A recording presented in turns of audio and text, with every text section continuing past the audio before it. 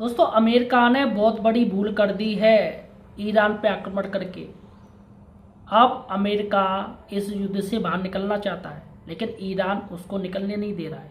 मैं आपको बता दूं, सबसे बड़ी बात है कि अमेरिका ने साथ दिया इजराइल का, और इजराइल ईरान पे हमला सबसे पहले आपके इजराइल ने किया। लेकिन अमेरिका साथियों अब इस युद्ध में कूद पड़ा है। पहले इनडायरेक्टली था, अब डायरेक्टली हो गया है। यहाँ पर ईरान ने अमेरिका की सिट्टी पिट्टी गुम कर रखी है, और साथियों पूरी दुनिया देख चुकी है किस तरीके से ईरान ने अमेरिका की बैंड बजा रखी है। अब ईरान ने एक ऐसे ड्रोन का, मैं कहूँ तो एक टेस्ट किया है, एक ड्रोन का युद्ध में टेस्ट किया है, और युद्ध में टेस्ट करने के बाद उस ड्रोन को ईरानी सेना ने अपने बेड़े में शामिल कर लिया है, क्योंकि उसका सटीक 100% उसका सटीक निशाना रहा है। आखिर वो कौन सा ड्रोन है जिसको सुनकर अमेरिका भी बेचैन हो गया है, परेशान हो गया है कि भैया ईरान ने ये क्या बना लिया। एक समय था जब अमेरिका इसकी तूती बोलती थी, और अमेरिका को लगता था कि सिर्फ वही एक ऐसा देश है जो उन्नत तरीके के हथियार बना सकता है, और बाकी के कोई देश उन्नत तरीके के हथियार नहीं बना सकता है। लेकिन साथियों, ईरान जिस पर कई देशों ने प्रतिबंध लगा रखे हैं, काफ़ी सालों से बेचारा जहूलियत झेल रहा है। लेकिन साथियों, ईरान के जो हथियार सामने आए ना दुनिया के सामने, उसमें सभी को हड़कंप मचा रखा है। सब देशों के लूज मोशन लग गए हैं। तमाम यूरोपीय कंट्री इसलिए इस युद्ध से बाहर रखे पड़ी हैं। नाटो भी इस युद्ध में कूद नहीं रहा है, क्योंकि उसको पता है ईरान से दुश्मनी मोल लेना बहुत टेढ़ी खीर है।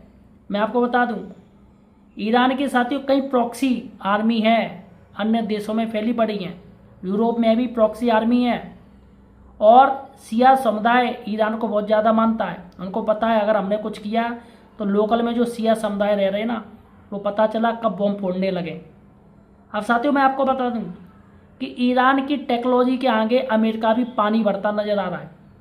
आप ये जान लीजिए, ईरान अभी ऐसे ऐसे ड्रोन सामने ला रहा है जिसको देखकर अमेरिका क्या जितने भी देश हैं वो सभी आंखें फटी फटी रह गई हैं। अब सोचिएगा, रीपर जो ड्रोन है अमेरिका का, रीपर ड्रोन, अमेरिका कहता है कि इसको कोई नहीं मार सकता है, ये हमारा ड्रोन काफ़ी आसमान में उड़ता है और कोई इस पर सटीक निशाना नहीं लगा सकता है, क्योंकि ये कैप्चर नहीं किया जा सकता है। लेकिन साथियों, ईरान ने अमेरिका के कई रीपर ड्रोन मार गिराए हैं। यहाँ साथियों कई रीपर ड्रोन, और तमाम अमेरिका जिस लड़ाकू विमान के दम पे उड़ता है F-16, उस F-16 को ईरान की मिसाइलों ने मार गिराया है। अमेरिका सोच रहा है कि भैया इन पे इतनी उन्नत तकनीकी कहाँ से आ गई, इतनी उन्नत कहाँ से आई हैं जो ये निशाना बना रहे हैं। अब साथियों जो ड्रोन आया है ना, उसको सुनकर अमेरिका है और ज़्यादा गर्त में चला जाएगा। देखिएगा, मैं आपको बता दूँ,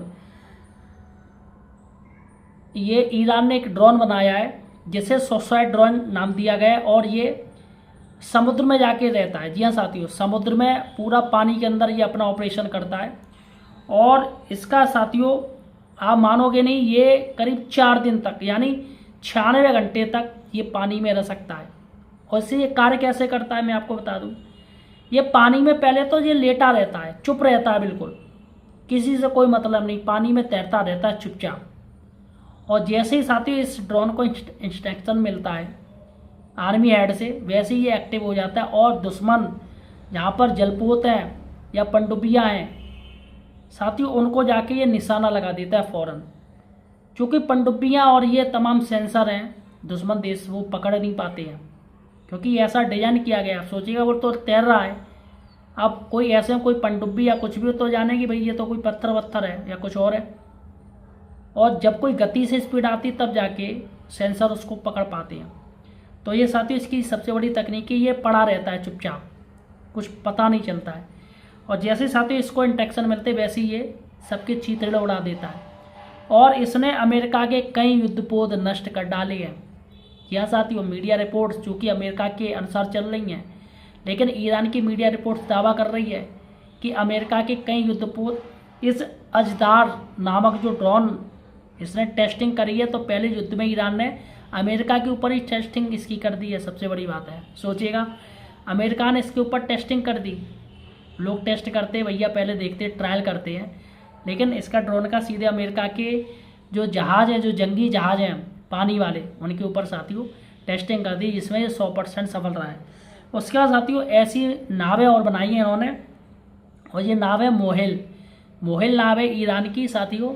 ये एक और से नावें होती हैं जो विस्फोटक से लदी होती हैं। इनमें 200 ग्राम तक का 200 किलो केजी तक का विस्फोटक आ जाता है।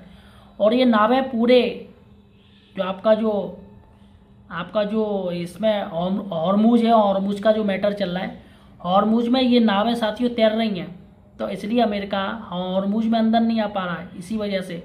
और कोई भी ये जो पेट्रोल लेके जो जहाज जा रहे हैं वो जा नहीं पा रहे हैं, क्योंकि हॉर्मुज में यही नावें हैं साथियों जो यहाँ देखो तैर रही हैं। पता चले किसी ने आके टकरा दिया तो पूरा जहाज अरबों रुपया का, डॉलर का नुकसान हो जाएगा। तो ऐसे में साथियों फिलहाल ये तो क्लियर है कि ईरान ने अमेरिका की ऐसी तैसी मार दी है, और यहाँ पर स्थिति ये है कि अमेरिका सरेंडर हो चुका है ईरान के आगे, आप ये जान लीजिए। तो फिलहाल साथियों आपका क्या कहना है ईरान और अमेरिका के बारे में, क्या लग रहा है आखिर में युद्ध कौन जीतेगा? फिलहाल फौरी तौर पे तो साथियों यही लग रहा है कि अमेरिका बिल्कुल न्यूट्रल हो चुका है, और अमेरिका को जो भी करना था उसने वो पैतरे आजमा लिए, लेकिन ईरान का वो बाल बाका भी नहीं कर पाया। तो फिलहाल साथियों आपका क्या कहना है मुझे कमेंट सेक्शन में ज़रूर बताइए। धन्यवाद साथियों।